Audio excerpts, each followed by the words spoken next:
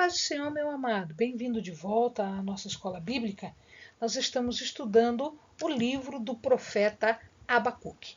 E este é o último vídeo do livro de profecias do profeta Abacuque. Então pega sua Bíblia, pega o seu caderno de estudos, ora o Senhor, pede a Ele discernimento, entendimento, conhecimento, sabedoria, pede a Ele proteção, para que nós possamos desvendar dos seus mistérios. Pois muito bem, vejamos agora o final do Salmo de Abacuque. Nós já vimos que Deus se mostra na história de forma a sinais de terror na natureza, o que a gente chama de teofania. Mas Deus também é um guerreiro divino. Deus também é um guerreiro divino. Ele também é apresentado como um guerreiro. E as suas ações também fazem tremor e temor. Eles estão ligados a grandes acontecimentos, principalmente do Êxodo, né, no Sinai e na conquista. Portanto, este Deus é um Deus guerreiro que enfrenta inimigos que não precisam ser só carnais. Ele enfrenta o mar, ele enfrenta os rios, ele enfrenta o exército de Faraó, ele enfrenta os exércitos de Canaã, ele enfrenta, né, inimigos que são inimigos poderosos. Né? E aqui ele fez isso lá na criação, né? Controle que Deus tem sobre toda a natureza, né? Fez com que ele criasse a própria natureza, tamanho ao seu poder, e, portanto, se manifesta nesse seu controle. Ele fez isso na passagem do Mar Vermelho. Imagina o controle de Deus sobre as águas. Né? E isso não é só lá em Êxodo, não, meu amado. Nós vamos encontrar esse controle de Deus, né, sobre as águas em Isaías, em Naum, em Mateus, em Apocalipse. Tá? E ele fez a mesma coisa, não só no Mar Vermelho com Moisés, mas ele também fez no Rio Jordão com Josué. Ele utiliza das forças, né, de carruagem, que ele menciona aqui, né? Isso é força, isso é poder, tá significando poder. Ele prepara seu arco e suas flechas. Arco e flecha são símbolos utilizados para a exposição da punição e do julgamento. Deus, aqui, né, o profeta segue a descrição da presença desse guerreiro, né, dizendo que a terra é fendida. Na criação, a terra foi fendida. No dilúvio, a terra foi fendida e as águas subiram. Os montes se contorceram. Né? As águas e as profundezas se agitam. Os corpos celestes se alteram, sol, lua, eles param. Só que agora, lá em Josué, o sol e a lua parou, né? E para que Josué pudesse ganhar a guerra. Né? Então, o escuro, as trevas, eram um sinal da presença de Deus e do seu juízo aqui. Lá era para que ficasse dia, para que Josué pudesse vencer. As únicas fontes de luz são as flechas e a lança de Deus, o relâmpago que reluz nas teofanias do juízo de Deus, porque sol e lua já serão substituídos, como nós vamos ver lá em livros do Apocalipse, por exemplo. As nações, elas sentem a presença desse guerreiro. Assim como as nações de Canaã, de Seom, de Og e de todos os outros povos, dos amalequitas, dos cananitas, dos heveus, ferezeus, jebuseus, todos eles sentiram o braço forte do Senhor. Tá? Mas as nações agora vão sentir também. Não só lá elas sentiram, mas agora elas vão sentir também. Deus, ele marcha sobre a terra. Ele pisa com ira o chão, como se ele estivesse debulhando grãos, como se ele estivesse amassando uvas. Então, essa ideia de um Deus que caminha, de um Deus que conquista, de um Deus que destrói os inimigos, é isto que o profeta está tentando falar aqui. A ira contra a Babilônia é uma ira de destruição. A ira que o Senhor vai demonstrar aqui para o seu povo não é uma ira de destruição, é uma ira de salvamento. Porque aqueles que se arrependerem, eles vão se salvar. Este salvamento é para aqueles que são da aliança, aqueles que se arrependem, aqueles que tornam atrás dos seus caminhos pecaminosos. Então aqui nós temos uma indicação, o profeta fala de uma relação exclusiva com Deus, o Deus de uma aliança. Assim como foi com Moisés, como era antes com Abraão, Isaac, Jacó, então ele foi com Moisés, depois com Josué, depois com os reis, e agora, com aqueles que se fizeram em aliança, com aquela aliança que o Senhor Jesus trouxe para nós, porque esta é a nova aliança. Então o povo é chamado de ungido. Ora, como é que ele está falando? Ungido é quem? Pode ser o povo, claro, pode. Ele também é chamado de ungido, o Messias, mas ele também pode estar falando do rei que era ungido. Como representante do povo, ele era consagrado mediante a unção. E também seria uma consagração do povo. De repente, ele está falando aqui da unção do povo como povo da aliança. Então, ele fala de meu ungido. Pode ser o povo, mas pode ser também a figura de um rei. Em vez de Deus fazer vista grossa para tudo que estava errado, permitir que a opressão continuasse e ficasse sem castigo, Deus agora ele vai recordar a aliança para fazer o juízo.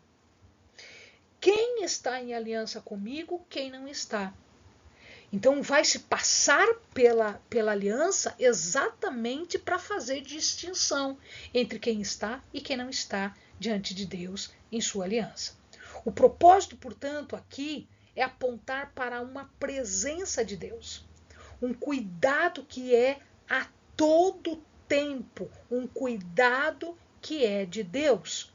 Mas lembrem-se, a misericórdia, o juízo, eles são facetas, são características de Deus.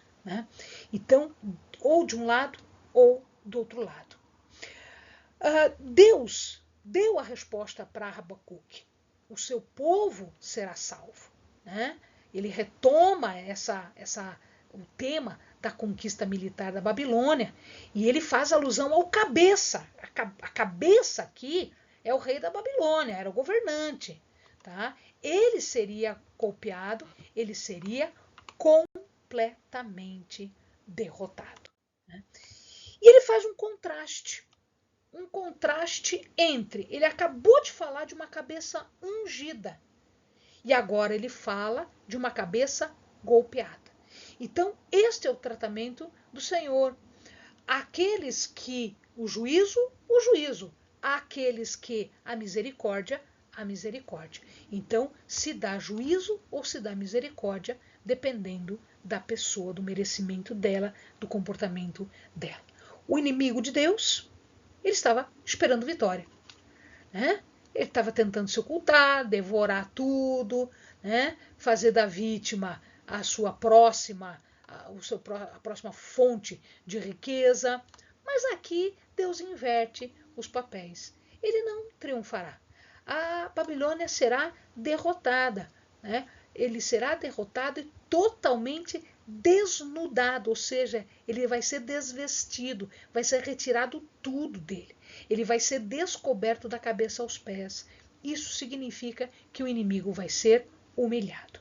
Muito provavelmente, o profeta pode estar falando de um guerreiro que virá, né, que Deus vai mandar para fazer isso. Talvez o próprio Ciro, né, porque a Babilônia caiu diante de Ciro sem luta, sem nada. Ela simplesmente foi conquistada sem luta, né? E os pobres? Ora, os pobres recebem os benefícios da vitória de Deus, certo? E aí, quando Deus marchar, os seus cavalos, eles marcharão sobre o mar, mostrando aqui, lembrando aqui a travessia do Mar Vermelho. Os cavalos do faraó morreram na travessia do Mar Vermelho, mas os cavalos de Deus, eles vão marchar para conquistar. O profeta, então, descreve as suas próprias experiências. O profeta tem um relacionamento íntimo com Deus. Tão íntimo que permitiu que ele questionasse a Deus. Mas ele questiona Deus com temor. Ele questiona Deus com fé de que ele, Deus, agirá e ele fará o que é necessário ser feito. Então, aquelas reações de medo e temor diante de Deus, lábios, ossos, joelhos que tremem, mas ele confia no caráter de Deus. Ele pode esperar, né, que Deus haja, que ele faça algumas coisas, tomando aquelas providências que são necessárias contra o povo que invade, contra o povo violento, contra o povo que deixa o necessitado cada vez mais necessitado e oprimido. Haverá um dia de juízo para a Babilônia. Não é o dia de Yahvé, porque tem o dia de Yahvé, o dia do Senhor. Esse é o dia de julgamento para todo mundo. Mas aqui o profeta diz que haverá um dia para a Babilônia. Este dia, ele aconteceu em 539 a.C. Ele caiu diante de Ciro, né? Então ele pode depositar fé na graça de Deus, né? Judá, ele pode acreditar em Deus, porque esse Deus é um Deus de aliança, um Deus que cumpre promessa, é o Deus da sua salvação. E é por isso que o profeta pode falar aquela parte, uma das mais lindas da Bíblia. Ele diz assim, olha, ainda que a figueira não floresça, nem haja fruto na vide, ainda que o produto da oliveira falhe e os campos não produzam mantimento, ainda que as ovelhas sejam exterminadas e nos currais não haja gado. Todavia, eu me alegrarei no Senhor, exultarei no Deus da minha salvação. O Senhor é a minha força, torna os meus pés como os das corças e me faz andar sobre os lugares altos. Amados, este é um Deus que provê, que nos apoia, que nos guia, que cuida de nós. Em meio a tantas provações e sofrimentos, ele é capaz de dizer, meu Senhor, este é o meu Deus. Isso é relacionamento, amado. Um relacionamento que está fundamentado, alicerçado em Deus. Não tem força, não tem confiança, não tem poder que enfrente o senhorio de Deus. Porque Ele é a força, Ele é o poder. O fundamento de tudo isso, desse júbilo, é essa comunhão íntima que o profeta tinha com Deus e que Deus tinha para com o seu povo. Deus dá o ânimo para suportar todos os nossos problemas, as nossas dificuldades. Ele também proporciona vitalidade para que a gente possa andar nas alturas, como uma corça que anda nas alturas. O profeta, como nós, nunca poderemos ser afastados do nosso Deus da aliança. Todo o capítulo está ligado aos acontecimentos do Êxodo, do Sinai, da conquista. Todo capítulo tem uma aplicabilidade, não só lá no passado, mas aqui no nosso presente, lá no nosso futuro. Ele termina com uma alegre confiança na provisão, no poder sustentador de Deus. Amado, que você possa fazer como profeta e dizer: meu Deus, este é o meu Deus, ainda que nele eu confie. Bons estudos.